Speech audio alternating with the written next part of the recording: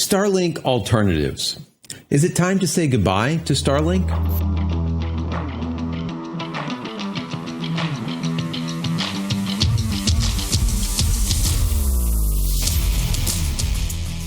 Hey everybody, welcome back to the channel. Thank you so much once again joining me for tea time. Today we have a little bit of misty morning and focus combination. That zing, that bergamot, so good. I hope you're joining me with your cup of tea, maybe a cup of coffee, hanging out, talking tech, talking photo, talking video. Today is going to be a tech day.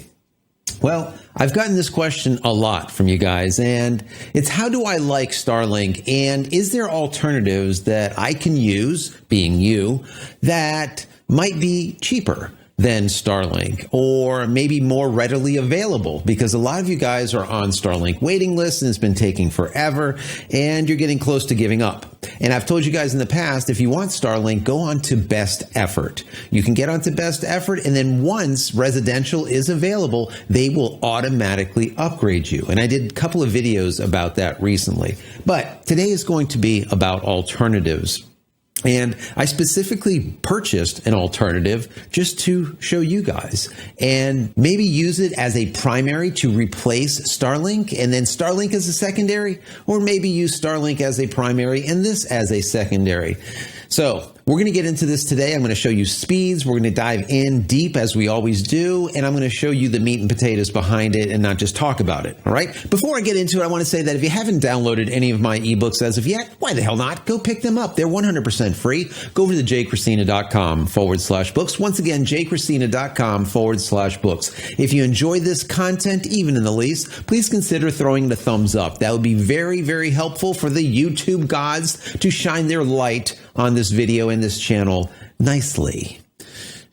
Please do so. If you're not subscribed, please consider doing so also, and then click this little button over here so when I go live, when a new video comes out, you will be notified of it immediately. And if you just want to say thank you for all of my hard work, there's a little thank you button down here. You can give $1 or $2 if you want. If not, that's fine too. Consider becoming a member of the channel. That would be even better. One last thing, if you want more Starlink content, Starlink specific, I put together a Starlink playlist just for you. Go check that out off of the main site, the main page. Go to my playlist and then find Starlink playlist. You'll see about 130, 140 videos just on Starlink. Helpful how-tos, tips, tricks, commentary, what to buy, what not to buy, why. This channel is all about the why, so there's a lot of whys in that. So go check that out after you're done watching this video. So guys, let's jump into this. What are we going to be doing today? Now, there's a couple of things that I have tested out.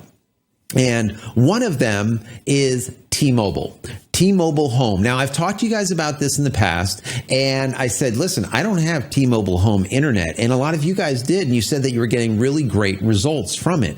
Well, just a couple of days ago, what happened? We got T-Mobile Home available to us. So we said, you know what? I'm going to buy it. I'm going to test it, and we're going to see how it ends up panning out. Or maybe doesn't. Maybe it'll even replace. Like a lot of you guys have been telling me, your T-Mobile home internet has replaced Starlink just because of the cost and the quality of the service. Now, other folks out there have been using Verizon's home internet. Very similar. We're also going to take a look at HughesNet as well as ViaSat and see how they fare when it comes to cost and what you get for your money. And then finally, I will show you some comparisons between speeds using the phone, for example, and also using the new gateway that we have from T-Mobile. Matter of fact, guys, this is what it looks like. All right, this is what we just got in. And we got some shine there a little bit, but this is it. You see that? Let's see if we can get a top-down shot of this. And there we go. So this is what it looks like. There's not a lot to it. So to do an unboxing would be kind of stupid. There's not a lot in it at all. You have the gateway, which is the unit. And then you have a little bit of paperwork. And when I say little, I mean a little bit of paperwork. And finally, you have your power supply. And that is it. Let's go over to the unit on the other side of the office and take a look at it. All right, to start out with, we have a UPS. And a UPS for me is mission critical for every electronic device I own, and this is my favorite UPS. It's small, compact, and it just simply does the job. I'll put a link to that down below. It is awesome. And this is the unit. And as you can see on the front side of the unit, you have an LCD panel, and that LCD panel tells you what the quality of your service is, how many bars you're getting, and there's a couple of buttons to move through messages and stuff like that, but there's not a lot to it. And then on the back, you have an on-off switch, and you have two USB ports. One is for your power, one is for connectivity, and then finally, you have two Ethernet ports, and that is it. There's not a lot to it. You could use the Ethernet ports to use it that way, or you can just simply use the built-in Wi-Fi. Doesn't really matter. This holds true also with Verizon Home Internet. You get a simple box, which is a gateway, and then it accumulates either LTE, 4G, 5G, whatever, and then it provides you that service. Now, the service is unlimited, true unlimited, meaning all you can eat. Doesn't matter upload, download, there is no data caps, which is nice, and that's on both T-Mobile as well as Verizon Home Internet. I like that. I like that a lot. Unlike HughesNet and ViaSat that have data caps, these do not. I don't know how these other two companies are going to stay in business. Well, we'll get into that also by the end of this video. Now, there was one other thing that I tested out, and I wanted to see how my current AT&T service would work if I used one of these units. Now, I don't know if you guys have ever seen these. You see that? It's got a glare on it. You know what? Let's go ahead and do that top down again so you can actually see it. So this is the unit. It's basically an external antenna. And how it works is there is a built-in gateway in the antenna, and you have a card that you would stick into it that you get from AT&T or Verizon or T-Mobile, a little SIM card. You put one of those into the unit, and now you have a fully functional gateway with this external antenna, so you get a stronger signal. Now, it does have a PoE injector, so what that means is you only need one cable that goes out to the antenna, and that is your Ethernet cable, and that cable will be powered from inside. So you don't have to worry about running a separate power cable to the antenna. Then the only thing that you have to do is aim your antenna directly to the AT&T or T-Mobile or Verizon tower. If you don't know where your AT&T tower is, or your Verizon or your T-Mobile tower, there are sites online. Maybe I'll put a link down below where you can go there and see where the closest tower is to you. And then it also provides you with what type of band, what type of coverage does it provide? Is it LTE? Is it 4G? Is it 5G? What is it? And then how much resources does the tower have? And that is very important also. So you just simply point this antenna in that direction and plug it into another router, let's say, that brings in that signal. And now you can use that card to get service. The problem with doing this is that you are now paying per gigabyte, right? AT&T, and I don't believe Verizon, has a means of taking one of these cards and using one of these systems for an unlimited type of resource, in comparison to using a system like this through T-Mobile or also the Verizon one, where it is truly unlimited. So the question you guys have is, well, how does it work out? Is it fast? Is it slow? Is it reliable? Is it not?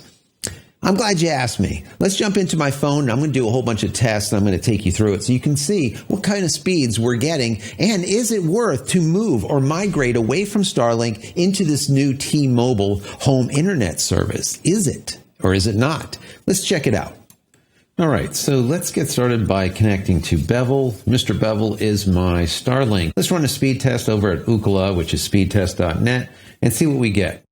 We can see that we're connecting to SpaceX Starlink. We're going through a Miami server. We're getting some really great download speeds. That's 234 megabits down. And we're getting approximately 10 and a half. Do we get to 11? We do. And it drops back down a little bit. So 10.9 on the upload speed. Not too bad. Now, let's go ahead and run it one more time, because I always like to get a second run on everything. We see we have a latency of 59 milliseconds. We're getting this time 240, 230. We're connecting to a different server, once again in Florida. This is in Coral Springs instead of Miami. So we ended up with 231. The last time was 234. That's pretty good. That is nice. We see the speeds are inching up. We finally got up to 15.4 megabits up. That really isn't too bad. Now, let's change this up a little bit. We're now going to connect to the T-Mobile gateway. We can see here we're getting approximately 89, 90. There we go, 91.7 on the download speed. That's not too bad. But now look at that upload, 25, 24, just under 25, 24.9 megabits up. That is sweet. We're going to test one more time. We're getting 37 milliseconds as far as latency goes. Not that bad. We're now getting a download speed of about 70, let's call it 73. There we go, 73.2 megabits down. The upload speed is not quite double, about 24 megabits. Not bad. Now let's go ahead and connect to the Starlink mesh network. Now this is named Starlink mesh, but it's actually AT&T. So this is my AT&T Uverse that I'm always talking to you guys about. Look at this. 20.6 megabits down. But now look at this upload speed, guys. This is what I'm talking about. It will never hit 2. It's just at the cusp. Most of the time, it's at 1.5 to 1.8 megabits up. We got a massive 1.96 megabits up, which is basically useless. Now, what I'm going to do is I'm going to shut down Wi-Fi altogether. I'm going to do another test from just the phone inside of the office. And we see instead of getting 70, 80, possibly 90 plus megabits down, we're getting about 60, let's call it. And the reason being is because we're using a phone. It doesn't have that big antenna that we have in the gateway. Now, this is very much so apparent here with the upload speed. Instead of seeing an upload speed of 20, 24, 26, we're getting an upload speed of just under 5. Not great, but what I would expect to see from a phone inside of a concrete building like what we have here in the studio. So very interesting results, right?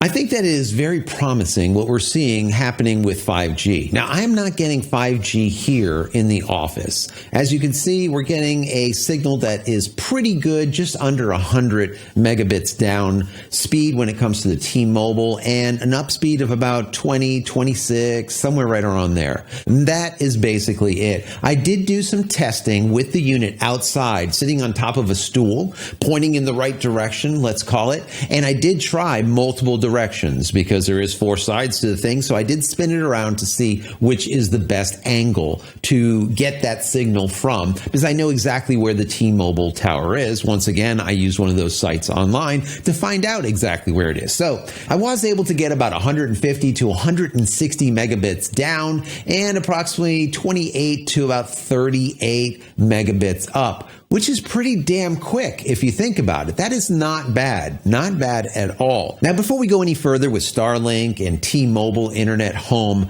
let's just look at ViaSat as well as HughesNet. I know you guys have asked me this in the past. I want to show you what this is black and white. You know, I always say that ViaSat as well as HughesNet is just basically and they're going to go out of business. I don't see how they're going to be able to continue having these satellites way the hell up there with these high latencies and these crazy data caps. So let's take a look at this. HughesNet, maximum speed 25 meg down, maximum upload speed is 3 megs up. Now ViaSat is 12 to 150 megs down and 3 megabits up. What are we seeing here? 3 megabits up. That is a major problem right on the get-go. There's nothing else to be said there. I mean, I don't even care. 25 megs down, it's okay. You can't use it for TV and basically all of your home stuff. So HughesNet is just out of the question completely. ViaSat from 12 to 150 megabits. If we can get close to that 80 to 100 megabits down, you can provide access for 4K TVs and VoIP or voice over IP, making phone calls,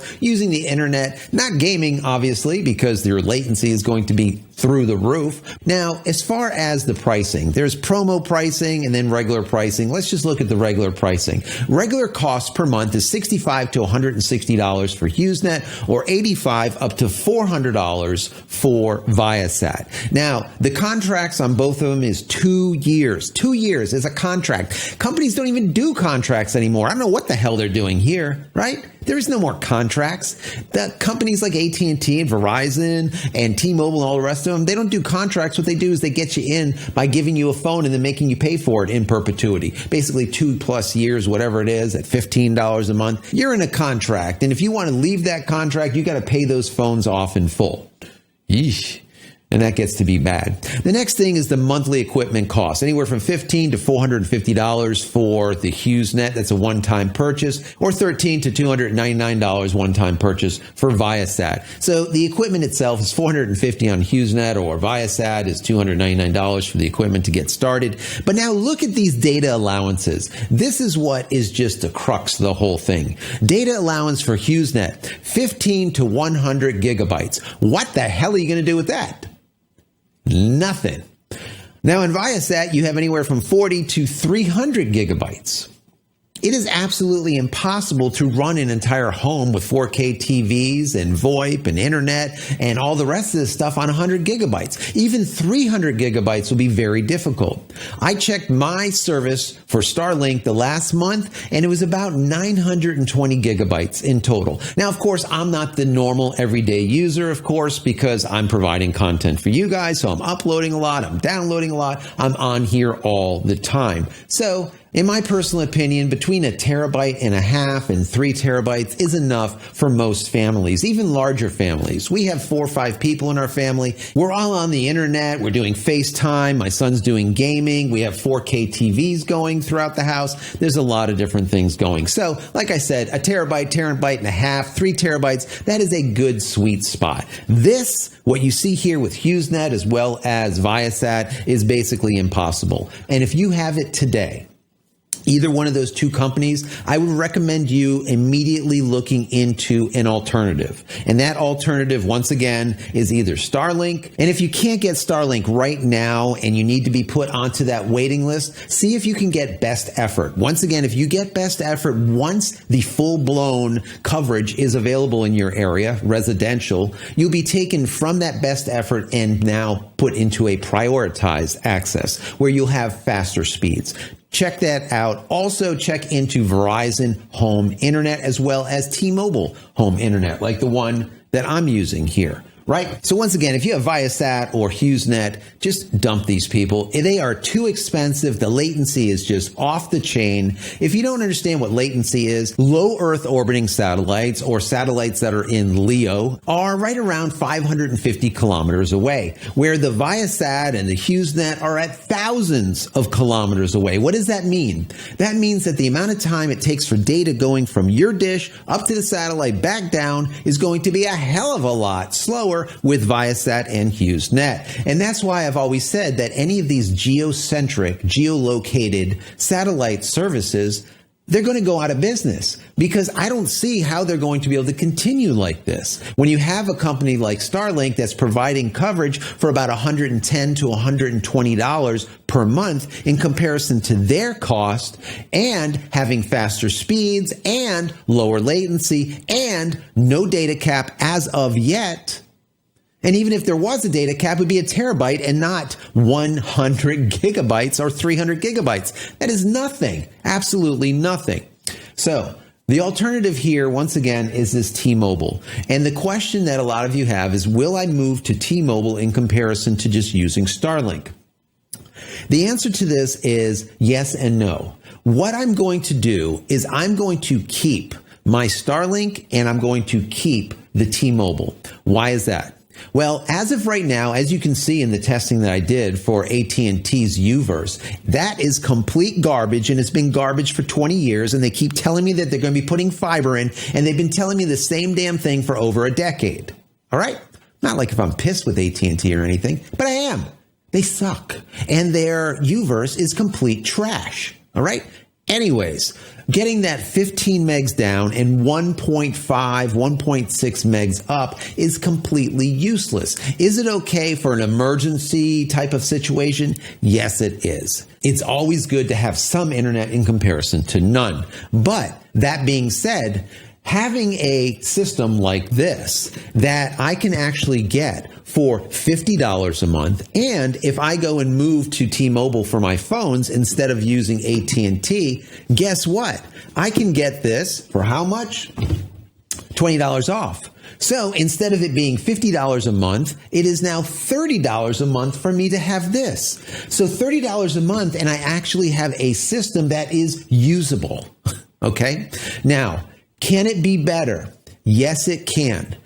I might, wink, try to install an external antenna like this, okay? Maybe like a 4x4 antenna or something like that, a bigger antenna, to attach it to the outside of the studio and then run the wires into this unit and see about getting better speeds. I'm sure we would get better speeds. That's something that I might work on in the future. But as of right now, we're getting just under 100 megs down, and we're getting over 20 megs up. And even on a worst case scenario, I've been seeing anywhere from about 9 to about 15 megs up, and the down speed around 50 to 60. And that's just using the phone, right? Using the gateway is a little bit faster. Now, the problem that I have here with T-Mobile Internet Home is this, and a lot of you want to know this. The problem with it is it's kind of flaky. When I say flaky, it's kind of in and out. Remember, you're dealing with an LTE, a 4G, or a 5G signal. They are not very strong at times, and they kind of go in and out, and if it's raining, it's worse, and this and that.